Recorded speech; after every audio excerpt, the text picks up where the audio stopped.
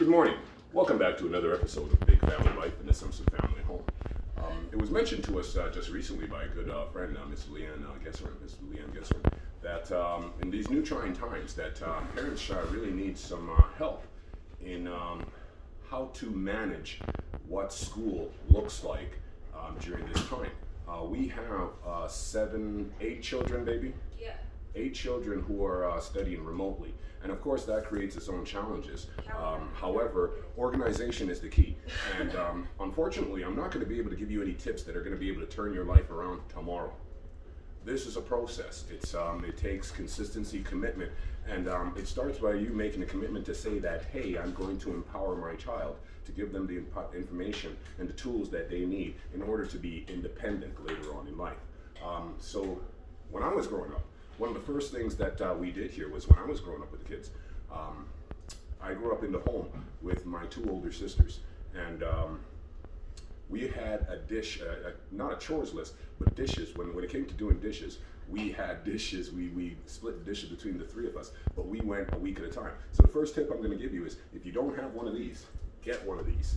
It's simply just a dish schedule. And with 8 children in the house, I never do dishes. My goodness, why should I ever have to? And the children are all very good at. The other morning you saw I got up in the midst of them making their breakfast. That's another something that you can empower your child to do to help free up more time for you later on in the day, throughout the course of the day, throughout the course of your lives.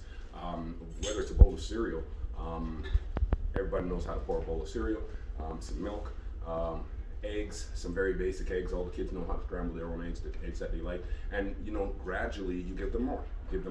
When it comes to setting themselves up for school, they're responsible for that. They get up, they get themselves, when they were in school regularly, they would get up, they would get themselves showered, get themselves together, make their own lunches. They're responsible for all of that, from 8 right up to the 17-year-old that's behind the camera right now. As you can see, they set themselves up. And I mean, was it a struggle? Absolutely, it was a struggle to make sure everybody's on task, especially baby here. As cute and beautiful as she is, it's very challenging at times to keep her on task. So I usually set up right there at my usual spot, and with me just being present, it encourages her to stay on task and stay focused and stay actively engaged. And if you can't be present, for us, it works simply because the older siblings are empowered to care for the younger siblings, and they've been doing that for time. So I mean, it's just a continuation of what they've always done. Consistency. If I could give you the biggest tip I could give you today is to be consistent in whatever you do with your children. All children have a need and a desire, everyone really, to feel safe, and that begins with consistency, structure, and routine.